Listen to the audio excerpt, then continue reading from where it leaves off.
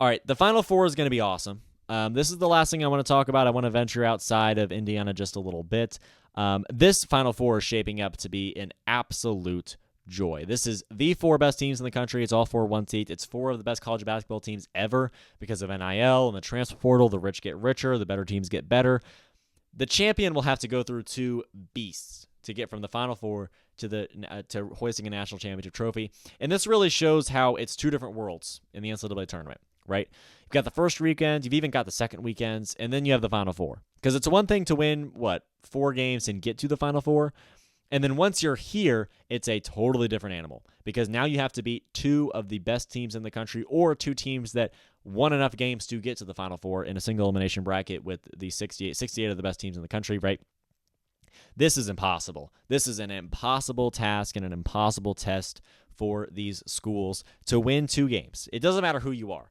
You either have to beat Auburn and Houston or Auburn and Duke, right? Or Florida and Houston, Florida, whatever the combination is, right?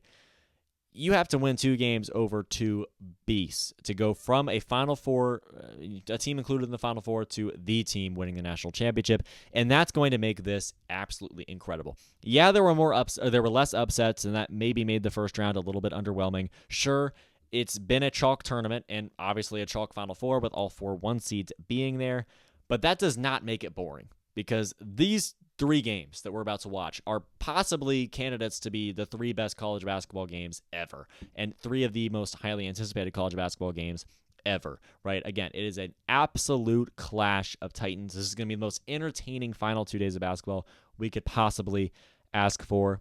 Auburn plays Florida in the first game on Saturday. Only one SEC school is going to reach the title game. The question is, which one is it going to be? Auburn won the regular season. Florida won the tournament.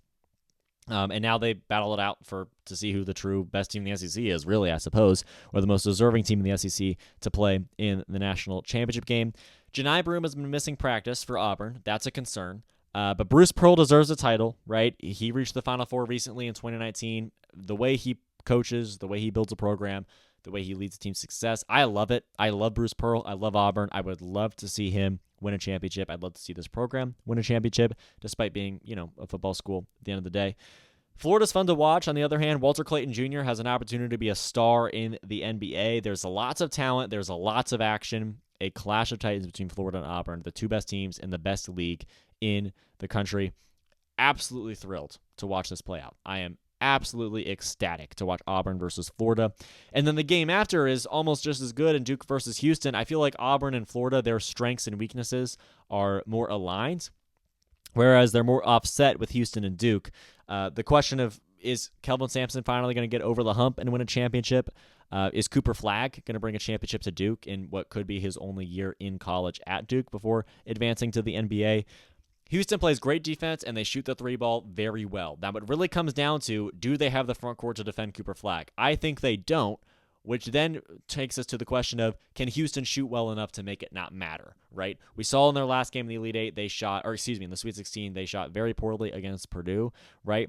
The question is, can Houston, if you accept the fact that Cooper Flagg is going to dominate you inside, can Houston shoot the 3 ball well enough? They're the best in the country at it. Can they shoot the 3 ball well enough to make it not matter, right? To make it so that it's irrelevant whether or not how great Cooper Flagg is down low. It's interesting because it's not that it's their strengths butting heads. It's one strength on one end of the floor, another strength on the other. Which one can outpace the other one? And on the other side, which one is going to be more limited by the opposing defense, right? That's a question to me with Houston and Duke. So we have Houston and Duke. We have Florida and Auburn.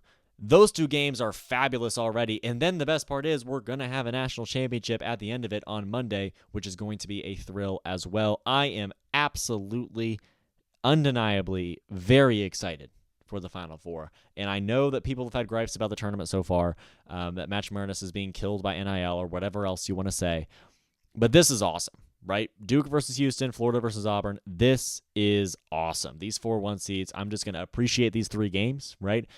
I have as much fun as I possibly can watching these 3 games and watch every single minute of them because I won't want to miss a second by the time we get to the final buzzer.